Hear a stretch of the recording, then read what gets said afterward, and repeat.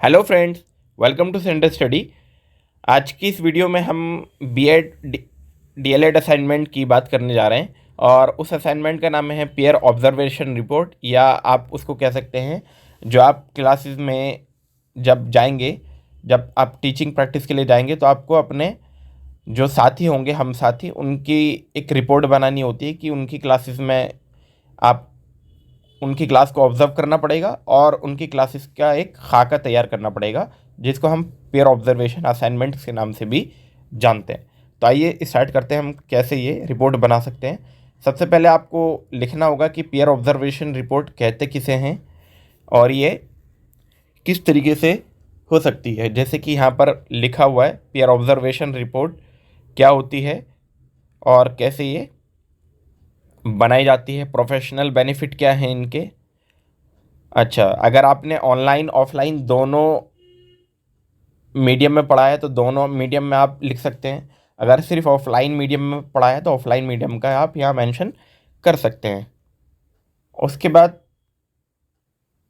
आप एक तरीके का एक्नॉलेजमेंट लिखेंगे कि आप ट्रेनिंग टीचर के तौर पे आप कहाँ गए और कौन से स्कूल में आपको अलॉट किया गया, आपको कौन से सब्जेक्ट अलॉट किए गए, और साथ ही साथ आप अगर मॉनिटर है तो मॉनिटर के साथ साथ आपके क्या वर्क थे वो भी आप यहाँ लिख सकते हैं। ऑफलाइन के लिए आपने किस तरीके क्लासेस मिली और ऑनलाइन के लिए आप कैसे आपने वो पढ़ाया। और उसके बाद आप मेंशन कर सकते हैं कि आपने अपने कौन कौन से पीयर ऑब्जर्वर क्या क्लासेस ऑब्जर्व किए। जैसे कि यहाँ पे लिखा हुआ भी है कि पीयर ऑब्जर्वेशन मैंने की है कितनी, science light reflection class 8 offline. और यहाँ पे अप्रोच लिख सकते हैं कि कंस्ट्रक्टिव अप्रोच है या कौन सा अप्रोच है। स्किल लैंग्वेज लिख सकते हैं वेरी गुड, गुड या गुड। SWP का मतलब अभी आपको मैं बता दूंगा आगे इसका क्या मतलब है। तो ये एक तरीके का इंट्रोडक्शन है जिसमें आप बता पाएंगे कि आपने एक पीयर ऑब्जर्वर की कितनी क्लासेस को ऑब्जर्व किया है और उसमें उन्होंने क्या क्या टॉपिक पढ़ाए हैं। साथ में डेट भी मेंशन कर सकते हैं और उसमें आप मेथड भी बता पाएंगे, जैसे कि लेक्चर मेथड और experimental method, constructive approach method, कौन कौन से मेथड उन्होंने यूज़ किए हैं। ये चीज़ें आप यहाँ मेंशन कर सकते हैं। जैसे दूसरे पीयर ऑब्जर्वर जो हैं उनकी क्लास अगर आपने ऑब्जर्व की है तो उन्होंने कौन से चैप्टर पढ़ाए। तो ये एक पूरा डिज़ाइन आप यहाँ बना सकते हैं जिससे आसानी हो समझने में। अच्छा, एब्रीवेशन का मतलब क्या था वहाँ पे? S for speaking, W for writing, P for pronunciation, V for very very good, E for excellent and G for good.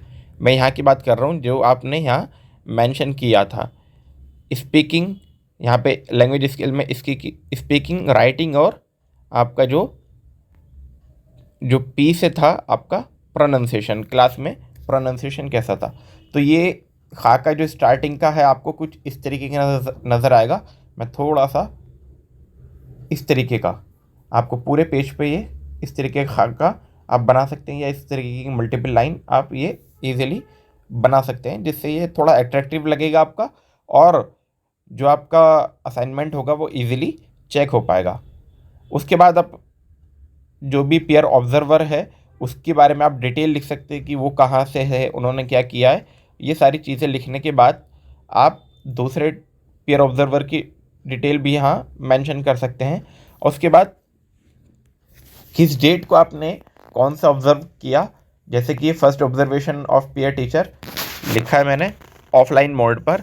अब ये कैसे है कि सबसे पहले क्लासेस उन्होंने कैसे स्टार्ट की, उसके बाद उनका आंसर, क्वेश्चन आंसर करने का तरीका क्या था, क्लास स्टार्ट करने का क्या तरीका था। ये सारी चीज़ें वहाँ आप लिख सकते हो। आपका क्या रिफ्लेक्शन था उस क्लास के बारे में कि आपको वो क्लास कैसी लगी, अच्छी लगी, बेकार लगी। ये आप सारे क्रिटिसाइज भी कर सकते हो, और क्योंकि आपको जो चीज़ लगा है वही चीज़ वहाँ पे लिखनी होती है, आपको मनगढ़ंत नहीं लिखना है। जो चीज़ आपने वहाँ पाया है वो। एक चीज़ और इम्पोर्टेंट कि जब आप जाएं तो आप वहाँ पे अपने पीयर ऑब्जर्वर को या जिसका आप ऑब्जर्व कर रहे हैं उसको वहाँ पे आप एक फीडबैक दे सकते हैं, जो कि वो फीडबैक उसकी हेल्प करेगा ताकि आने वाली क्लासेस में उनकी हेल्प करेगा। जैसे कि ये मैंने फीडबैक दिए थे तो ये आपको नज़र आ रहे हैं। सेकंड ऑब्जर्वेशन जो क्लास की हुई वो कब हुई और किस सब्जेक्ट में हुई, ऑनलाइन मोड हुई, कैसे हुई, और उसके बाद आपके क्या रिफ्लेक्शन रहे और आपने उनके क्या फीडबैक प्रोवाइड कराएं। फिर थर्ड ऑब्जर्वेशन इसी तरीके से, जैसे सिमेट्री मैथमेटिक्स का टॉपिक है, क्लास 7th का ऑफलाइन मोड पे ये ली और इसमें कैसे बच्चों का स्टार्ट कराया और मेरा रिफ्लेक्शन क्या रहा। जैसे सिमेट्री फैसिलिटेटर के रूप में अल्फ़ाबेट को कैसे टीचर ने समझाया, वो बहुत ही काबिल तारीफ़ था।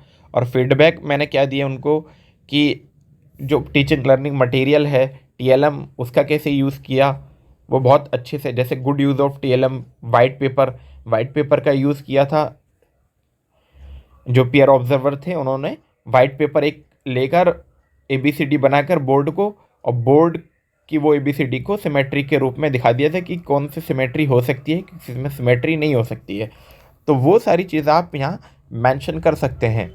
आपको क्लासेस में किस तरीके का माहौल दिखा, क्लासेस में बच्चे कैसे रिएक्ट कर रहे थे, और साथ ही साथ क्लासेस में वो बच्चे कैसे आपकी बातों को या टीचर की बातों को सुन रहे थे। अगर ऑनलाइन क्लास आपने लिए तो ऑनलाइन क्लास आप मेंशन कर सकते हैं कि कितने क्लासेस में कितने स्टूडेंट आ रहे थे और टीचर जो पीयर ऑब्जर्वर था वो किस तरीके के वहाँ पढ़ा रहे थे, जैसे आपको ये नज़र आ रहा है। साथ ही साथ अगर आपने उसके बाद आप अपना ओवरऑल ऑब्जर्वेशन लिख सकते हैं कि ओवरऑल ऑब्जर्वेशन पूरी क्लासेस का क्या रहा आपका, जो पहले जो ऑब्जर्वर रहे आपके उनका ओवरऑल एक्सपीरियंस आपके साथ क्या रहा। दूसरे ऑब्जर्वर में आएंगे आप, यानी कि आपको कम से कम 2 पीयर ऑब्जर्वेशन लिखने होते हैं, अलग अलग 2 टीचर, 2 हमसाथी के 2, तो उसमें आप 5-5 क्लासेस ऑब्जर्व कर सकते हैं, या आपके ऊपर डिपेंड है कि आपसे कितनी क्लासेस ऑब्जर्व करने के लिए कहा जा रहा है। तो ये आप इस तरीके के यहाँ पे कंटेंट अपना अपना खुद बना के लिखेंगे। और साथ ही साथ इम्पोर्टेंट चीज़ ये है यहाँ पर कि आप अपने फीडबैक टीचर को शेयर करना ना भूलें। और अपना रिफ्लेक्शन सबसे ज़्यादा इम्पोर्टेंट होता है दोस्तों इसमें। एक चीज़ और कि कम्युनिकेशन जो होता है वो किस तरीके से किया जा रहा है क्लासेस के दौरान। जैसे कि यहाँ पे ये नज़र आ रहा है कि ये होल क्लास है, ऑफलाइन क्लास, उसमें पीयर ऑब्जर्वर यहाँ पढ़ा रहे हैं। और ये फ़ोटोज़ भी आप यहाँ लगा सकते हैं ताकि आपका जो पीयर ऑब्जर्वेशन रिपोर्ट है ये थोड़ा वेल लगे, अट्रैक्टिव लगे। कलर्ड पेज अगर आप लिख रहे हैं तो कलर्ड पेज का इस्तेमाल कर सकते हैं। अगर आप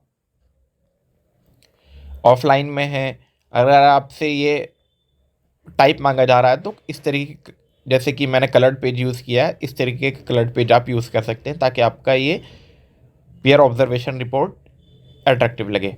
फाइनल में आपका सिमिलरली आप माय फीडबैक जो आप देते हैं और फिर ओवरऑल ऑब्जर्वेशन करके आप ये पूरी जितनी भी क्लासेस आपने ऑब्जर्व किए पीयर ऑब्जर्वर की, उनका पूरा एक ओवरऑल या आप कह सकते हैं कंक्लूजन दे सकते हैं। तो ये दोस्तों ये था आपका टोटल पीयर ऑब्जर्वेशन रिपोर्ट। अगर आपको इसी टाइप की और पीयर ऑब्जर्वेशन रिपोर्ट की नीड है तो आप हमें कमेंट बॉक्स में बता सकते हैं।